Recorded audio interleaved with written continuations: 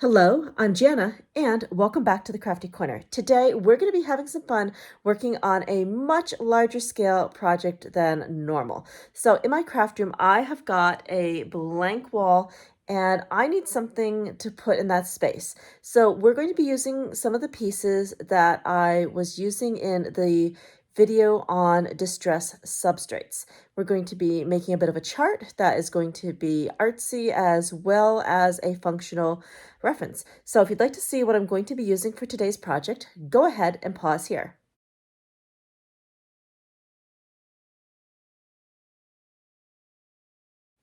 All right, let's head over to the Crafty Corner. For part 2 of Substrates, we are going to be putting together a comprehensive table featuring all of the different substrates that we have experimented with a variety of distress mediums.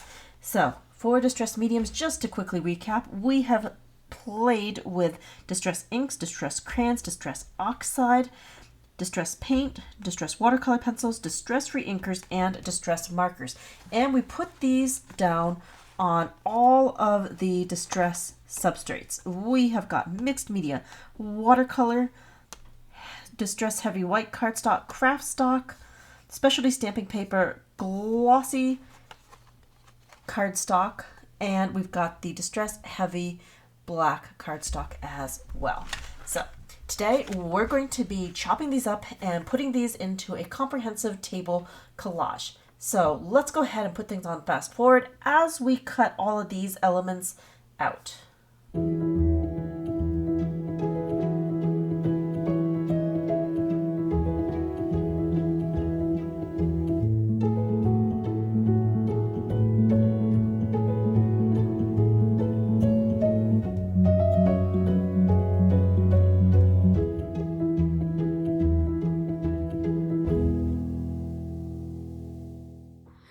To start this large ideology themed project, we're going to be starting with a base of plywood. This is cut at approximately 17 inches by 17. So this is going to give us a great foundation to put some pieces down that I used in a previous video. So what we're going to do first is we're going to be going in with some gesso to prime our surface. This is Liquitex Basic Acrylic Gesso, one of my favorite, dries nice and matte. So we're going to put a generous portion of this right onto the board. And with the collage brush, we will then be able to smoothly apply this.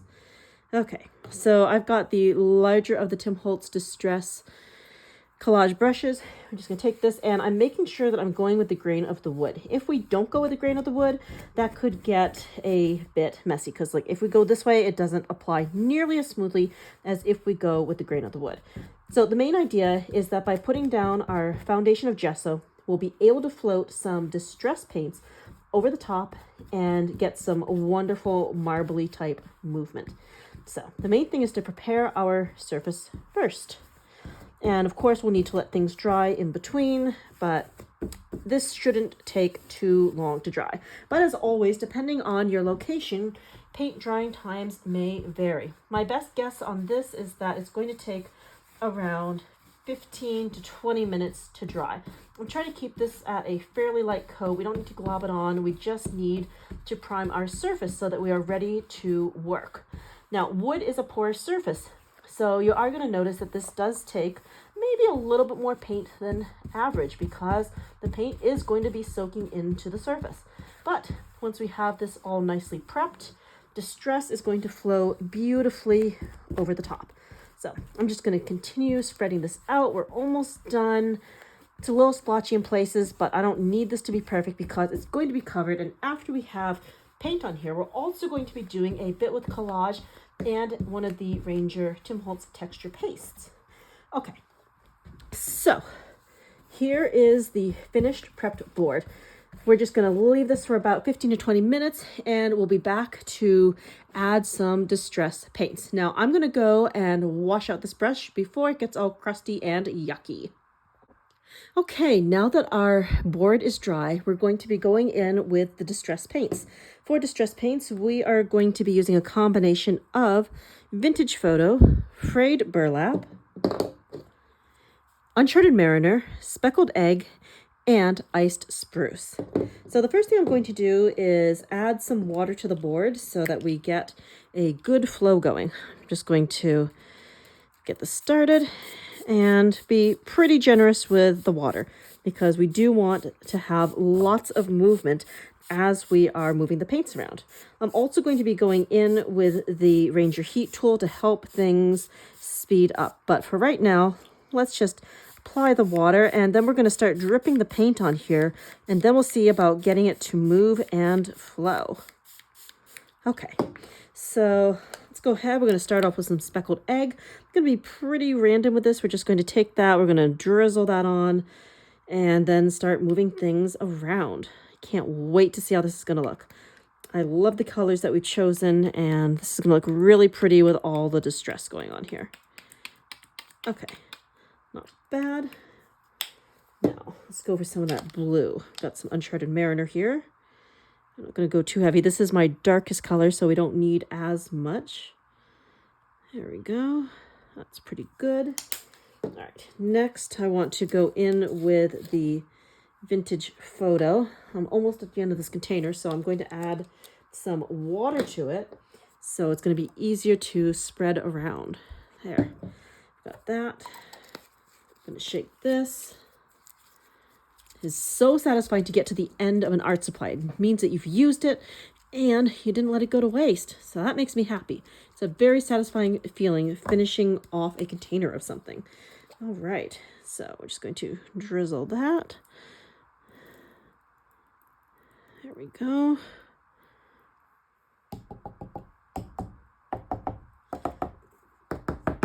All right, and that vintage photo is used up. Perfect. Now, let's go in with some of the lighter speckled egg.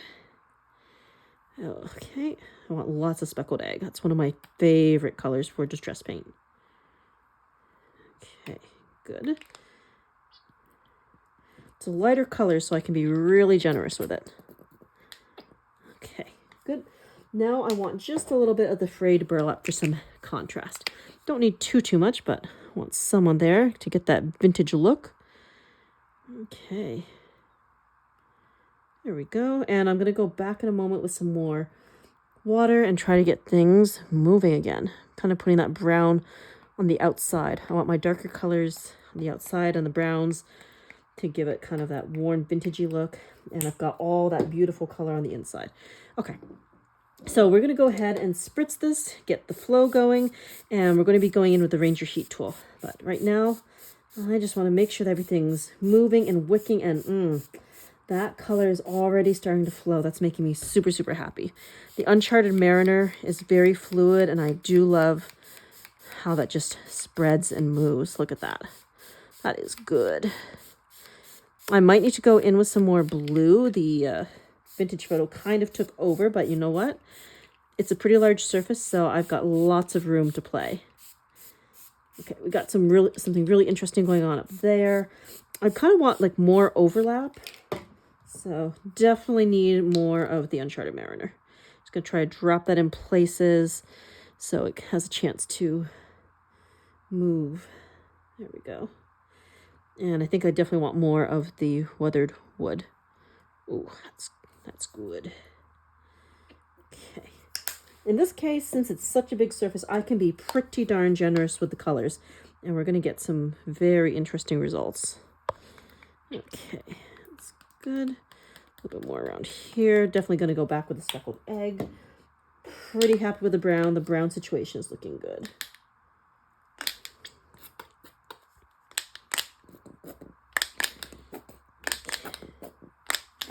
Ooh, almost out of the speckled egg too.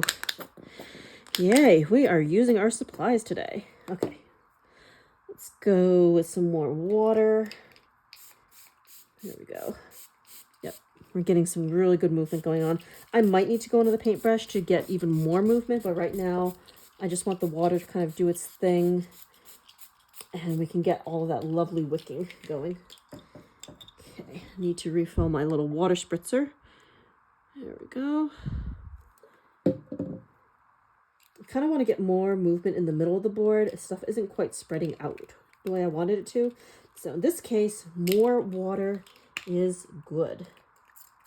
There we go. Ah, now it's moving. All right, so I'm going to go ahead and put things on fast forward as we finish out this background. I'm going to be pulling in the Ranger Heat tool. We're going to get the paint to move. I might use a paintbrush, but the main thing is we're working on the base part of our background. So let's go ahead and put this on fast forward.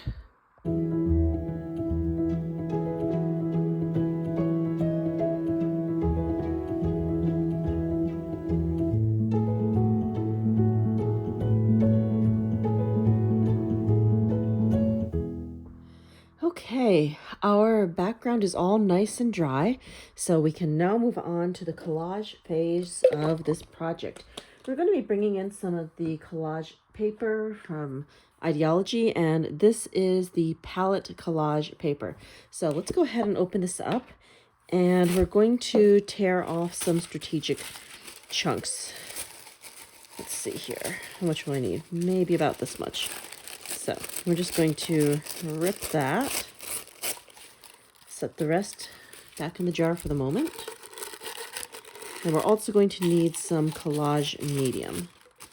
Let's just get this put away first. There we go. Set that aside.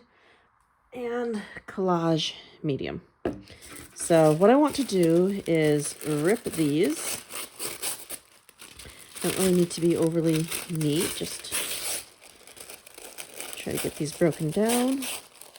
There we go. I don't want it to be too even. Good.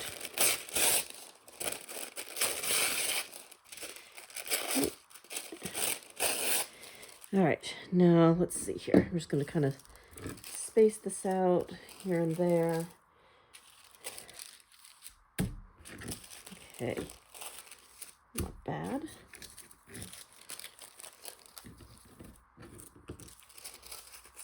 Go here, put this piece over here, and this is going to become pretty see-through once we start adding the collage medium and some water. Okay, so what I want to do is spritz the surface that I'm working on with some water, and then I'm going to add a generous portion of collage medium. We're just going to dip right into the jar and start spreading that out. Then we'll put down the piece of collage paper. Let's see, right here is good. And then I want to go right over the top with the collage medium and make this as transparent as we can, so it's going to really blend into that beautiful marbled background we've got going. And we're just going to keep working like that all the way around the board. Let's do a few more pieces together. Again, I'm going to get some water down, move the collage medium around. There we go. And again, just stick that right on here and keep smoothing over the top so that this is going to be as transparent as possible.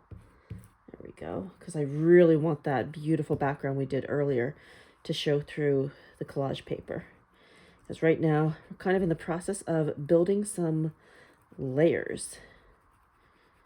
Okay, so just like that is good. All right, so I'm going to be continuing along in the same pattern, adding some water, adding the collage medium, and then smoothing the paper out. Now, if you don't want to do this with your fingers, you could definitely do this with the collage medium brush or another paintbrush.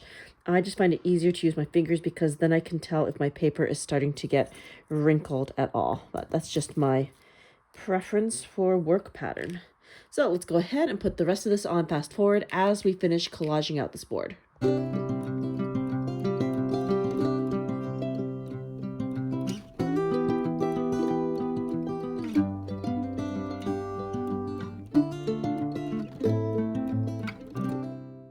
Here is the completed collaged background.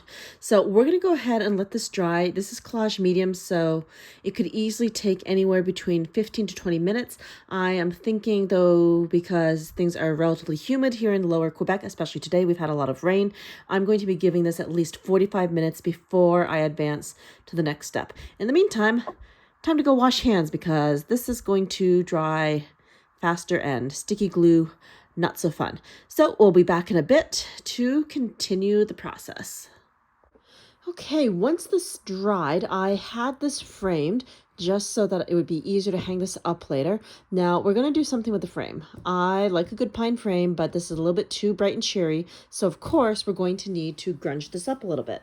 Now, I'm going to be pulling in some more of the iced spruce. That will give me some nice color on here. We're just going to take that, squeeze some of that on there. And I'm going to go in with the collage medium paintbrush, and we're just going to quickly paint the frame. So it doesn't need to be perfect, but I just want to get some color on here so that it's not going to be too bright.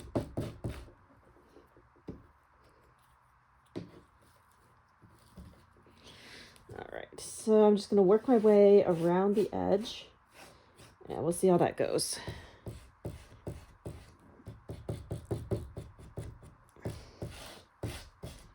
Yeah, definitely gonna need some more paint, but I'll just keep working my way around.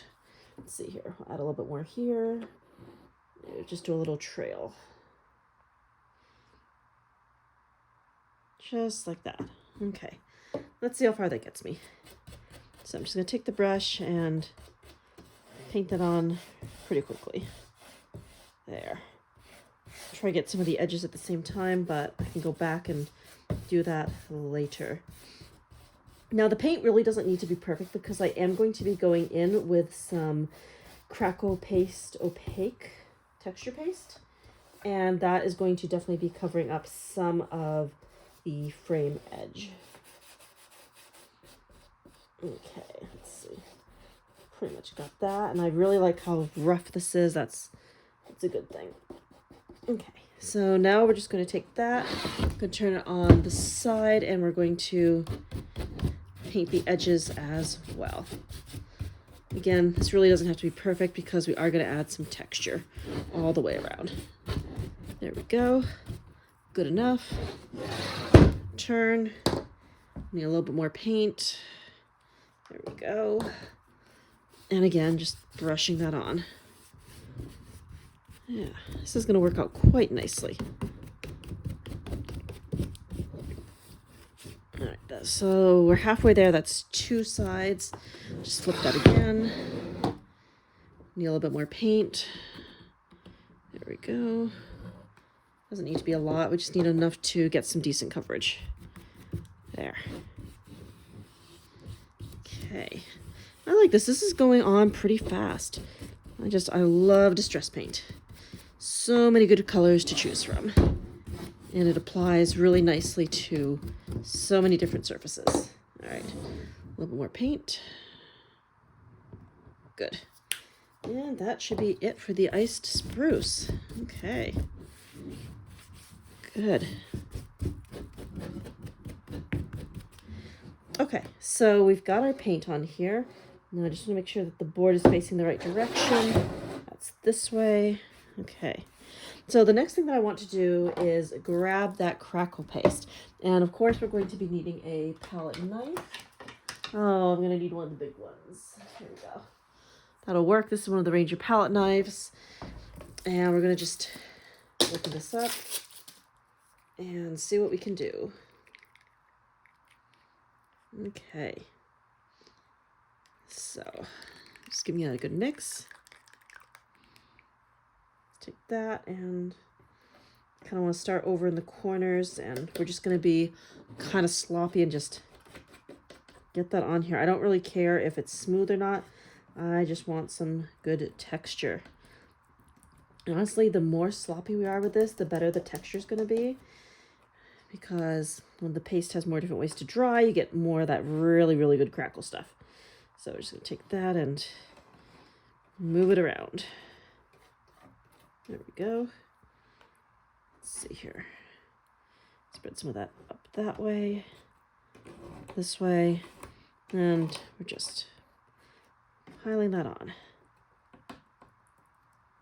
All right. So we're just going to keep working our way around the board. And I'm just being pretty haphazard with this. No real rhyme or reason at the moment. So we're just going to keep going like that. That's good. And we'll see where that gets us. So I'm going to go ahead and put this on fast forward as I continue to work my way around the board.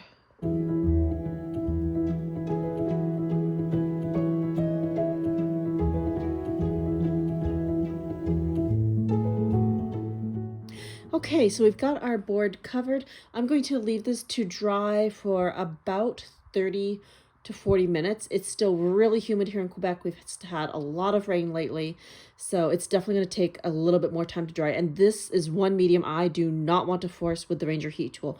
The Crackle paste works best when it's left to its own devices and dries naturally. When it dries naturally, it gets more really good distressed cracks in it. So let's go ahead and leave this for a bit, and we'll be back in a little while and see how it looks. Okay, so we have our dried Crackle paste, and that is looking pretty good. Now we're going to be going in with some Distress Walnut Stain crayon. This is going to be a great way to grunge up that really pristine white Crackle. And we're going to be using the Distress brush for this. I'm going to scribble some of the crayon off to the side, and then we're going to spritz it with some water to get kind of a nice little sludge going. And then I'm going to take the brush and just brush that over the top of the entire board wherever the Crackle paste is.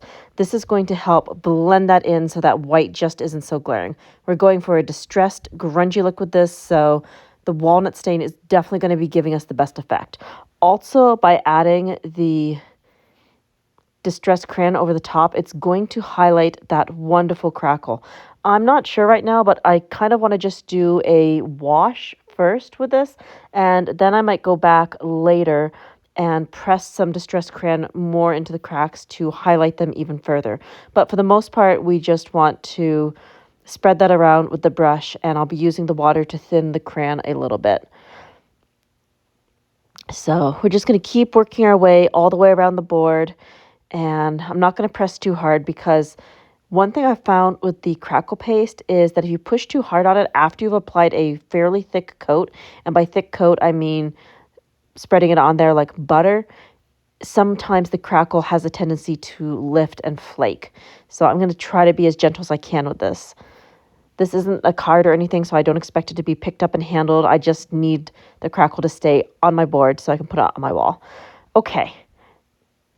We're just going to keep working our way around. Ooh, I love how that is starting to turn out. That is definitely going to add the right amount of grunge. You can see between the right-hand side and the left-hand side the difference between the altered and the unaltered Crackle paste. And just that thin wash that we're putting on there with the brush is making all the difference. Very, very happy with this. I do love grunging things. Okay, that's looking pretty good. I'm happy with the grunge. Now we're going to start forming our grid with the pieces that we cut out earlier in the video from the surfaces and media comparison video. We're going to start by working our way across with the different surfaces. So this first one, we have a row of all distress inked objects. And our first piece was created on top of some mixed media heavy stock. Then we have the Distress White heavy stock. After that, we've got Distress Watercolor cardstock. And the easiest one to find is going to be the craft stock, because it's got a very distinctive brownish hue to it. So that one's right there. And let's just make sure those are lined up. Next, we're going to be pulling in the specialty stamping paper. Now, you'll notice with the specialty stamping paper that this one is always going to be the sharpest image. And the very last one that we have is the alcohol ink cardstock. So that's the order that we're going to be placing each of these items as we work our way across the board. When we're going down, it's going to be changing by medium. So the plan right now is to put this on fast forward as we assemble the rest of the grid.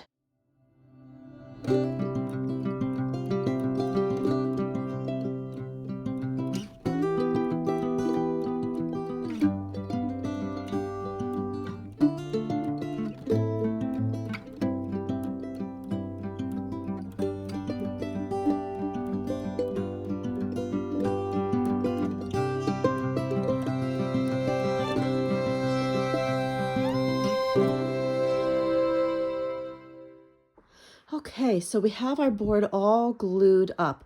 Now we need to add some labels, and I'll explain the columns along the way. So let's start with the columns going down on the left-hand side. So if we're using this as a matrix, if we go down on the left-hand side, anything that is a blue hat is the distress ink. Then for the hat with the red stripe, we have the distress crayon. Next, the butterfly would be the distress oxide re-inker. That's these guys, the one that's got the teal and yellow on them. Put that right here. And the butterfly below that would be distress paint. So I'll just tuck that label right here. That's good. Then we've got the mushrooms. The mushrooms are the distress re-inkers. Definitely some of the most vibrant examples on here. All right, let's put that right there. Then we've got the distress watercolor pencils with the coffee cup. All right, that goes there. And the last one is distress marker. And that's how we read the chart if we're going across. Going across is the medium that was used, and then going down, we change the substrate. So first column going down, we've got distress mixed media. Then we've got distress white heavy stock. That'd be this column. After that, we've got the distress watercolor paper. Put that one right here. That's good. Oop, that's a little crooked. Let's fix that. Good. Then we've got craft stock. The craft stock is probably the easiest to identify at just a glance, since it is the brown toned paper. All right, just want to make sure that this is nice and straight. There we go. Next, we have our specialty stamping paper. That will go next. Okay, can go right here. Very good. And the last column is the alcohol ink cardstock. And you can tell that one pretty easy because it is the shiniest of the examples. All right. So this completes the project initially, but we need to give this some time to dry. I'm going to let it dry overnight, and then we're going to come back in the morning and take a closer look at this. I'm also thinking I might want to add just a little bit more distress crayon to try to make some more of that crackle pop, but I want to see how it looks in the morning, so we are going to leave it here for the moment. Right, let's take a look at our finished project. Drying overnight made quite the difference. So looking down here in the corner, we can see that the distress crayon is definitely popping with that crackle. We've got some grungy goodness going on, and I'm so happy with how the texture has turned out. All right, so let's just take a few steps back and take a look at the entire thing. There we go. That is the full piece. And this is not only a fun, arty type of thing, but it's also a reference that I've made for myself that details many of the different Tim Holtz distress substrates and different distress mediums and how they look on those substrates. So as you can see, we added some labels in the corner to help identify each different row and column. And I am so happy with the way this turned out. Thank you so much for joining me here today at the Crafty Corner for some mixed media fun. And until next time, happy crafting.